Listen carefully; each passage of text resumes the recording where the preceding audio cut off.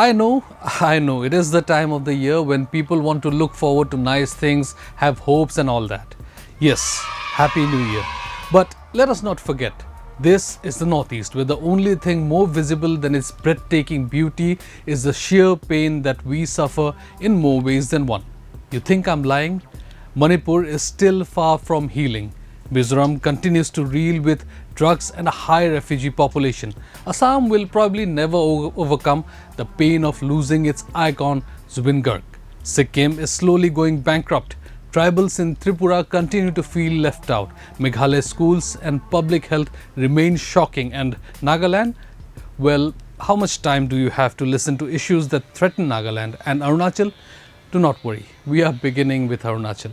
My name is Kalyan Deb, and in this week of Decoded, we look at how the Northeast and all of India may face some of its toughest challenges on the geopolitical front in 2026.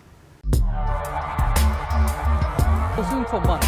Village of Assam in the 75th Independence Day.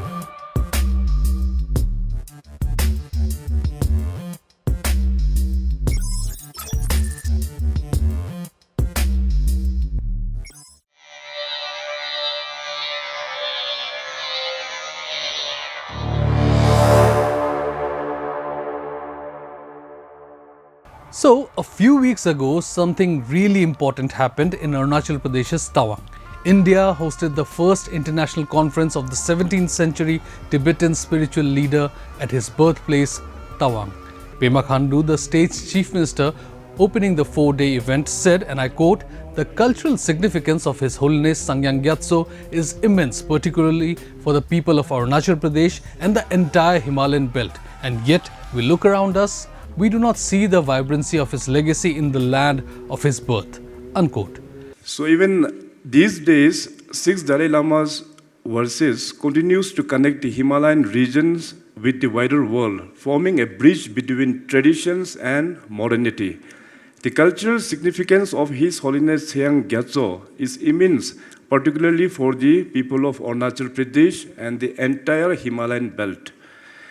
And yet, we look around us, we do not see the vibrancy of his legacy in the land of his birth. Yes, we are a little aware of his life and the songs that he has written, but the community in general, even today, is not significantly aware of the historical significance of the life of Sangyang Gyatso, nor much of the cultural and literary legacy he has left behind. Now, for anyone remotely familiar with the history of Tawang is aware of its cultural significance for Buddhists across the world. But of course, Tawang is extremely important geopolitically. So it was not surprising at all when the event caught the attention of the Chinese media too. One of the most well-written articles was published on the South China Morning Post website. The article rightly painted a picture of a fragile detente between New Delhi and Beijing that was being tested by cultural and historical symbolism linked to the 6th Dalai Lama. Talking about the event, the article said the event was aimed at spreading awareness of the 6th Dalai Lama's life, poetry and philosophy, with Indian leaders asserting a duty to make his legacy known. In doing so, it said India was implicitly asserting its governance and cultural influence in a disputed region, a move that observers warned could complicate a fragile warming of ties between the two nuclear-armed neighbors. As mentioned earlier, Tawang is not only historically and culturally significant as the 6th Dalai Lama's birthplace, but also strategically located near the line of actual control, the de facto border with China, and thus carries disproportionate weight in bilateral perceptions of sovereignty and influence. The article also put the conference in the broader context of ongoing disputes over Tibet-related issues. It linked these cultural engagements to tensions over the succession of the current 14th Dalai Lama, a topic that had already exacerbated friction when India officially publicly supported the Dalai Lama's own authority to decide his reincarnation, contrary to China's insistence that it should control the process under Chinese law. Chinese officials had explicitly urged India to stop using Tibetan issues to interfere in its internal affairs, reflecting Beijing's long-standing insistence that Tibet-related matters are highly sensitive and a core issue of sovereignty. Now, for Indians, there is no ambiguity over who controls Arunachal Pradesh and where its future lies. Also, unlike the rest of the northeast, Arunachal has never seen sustained or long-term secessionist movements. So even among locals, there is no difference over who is in charge of Arunachal. However, India has remained cautious about Arunachal and China. Recently, when an Arunachali resident was harassed by Chinese officials, India could do little except muster a weak protest. And patriots who never miss a chance to hit the streets and shout against Pakistan when even a Pakistani artist is mentioned chose to keep quiet because, well, China is no Pakistan. As we head into 2026, we remain clueless as ever about what the future of India, China and the border talks looks like. China is clear Arunachal is disputed territory for them, and India is clear there is no dispute. Add to this the fact that both sides are attempting to outdo each other by building mammoth dams on both sides in the name of security.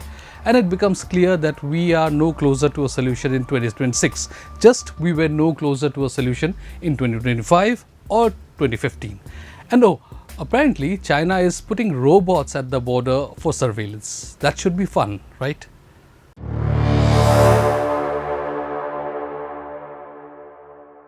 And then there is the Bangladesh border. Oh God, this shall be fun. And yes, I am a Bengali living in the northeast. Deal with it. Do we have a border with Bangladesh? On paper, yes. But if we were to believe every news report that gets published in our region, we would be convinced that the Bangladesh border is less real than the world of Harry Potter. Because if there is a border, how is immigration continuing unabated? And why is all immigration illegal? Why has there never been a legal system of immigrants coming and working like, I don't know, every other international border? And now we have a government, or a temporary one at least, that hates India as much as Northeast hates Bangladeshi people. Our strong central and state government loves talking about deporting people. Yet only in Assam can people be kicked out of one district only for them to move to another district and be called deported. And now India is home to a leader who, according to citizens of that country, robbed them of their wealth and ruined their nation. A leader who has been sentenced to death by its legal system. And oh, remember deportation? We could not successfully execute large-scale deportations when we had a government that liked us. And we think the new government will accept people from India? Why? It is genuinely mind-boggling how bad our relations with Bangladesh are right now. And sure, blame them all you want, but last I checked, Bangladeshis are in charge of Bangladesh and we are in charge of our nation. So whether we like it or not, the truth is that nothing will change when it comes to that border. Immigration will continue. We will make a few arrests every year and parade them like a massive achievement. We will clear encroachments only for people to move somewhere else, and that is that. But in a few months, Assam will head into elections. Watch how every party will tell you how they can solve a problem that has never been solved.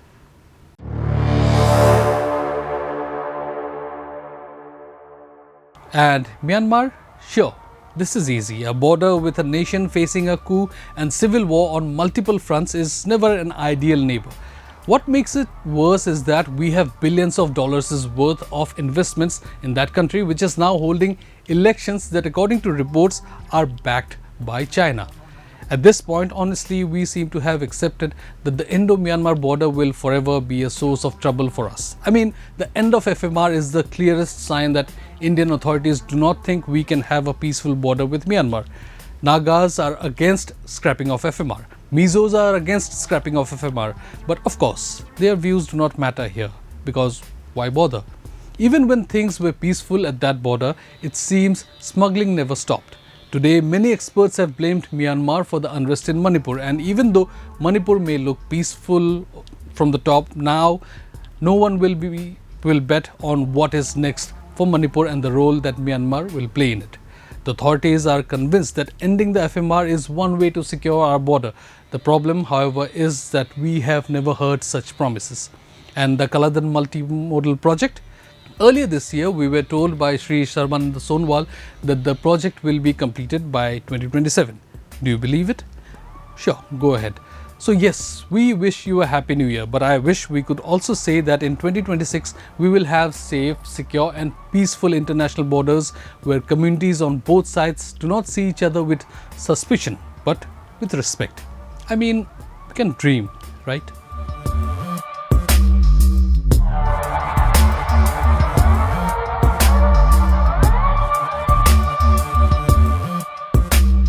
Don't forget to like, share, and subscribe to EastMojo. For any queries, put them down in the comments section below and press on the bell icon for notifications.